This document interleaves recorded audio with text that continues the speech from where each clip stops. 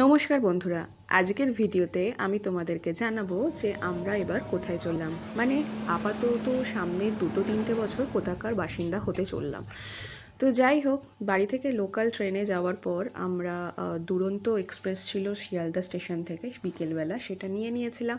উঠেই পেয়ে গেছিলাম ইভিনিং স্ন্যাক্স। জার্নি ভালোই স্টার্ট হয়েছিল, কিন্তু সত্যি বলতে তারপর খুব টায়ার্ড হয়ে গিয়েছিলাম, যে জন্য কিছু ভিডিও আর করা হয়নি।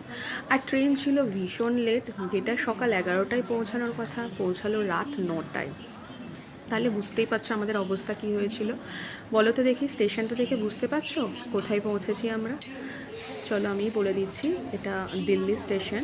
তো লাগেজ এত বেশি ছিল, কুলি নিয়ে নিতে হয়েছিল, নিজেদের পক্ষে ক্যারি করা পসিবল ছিল না।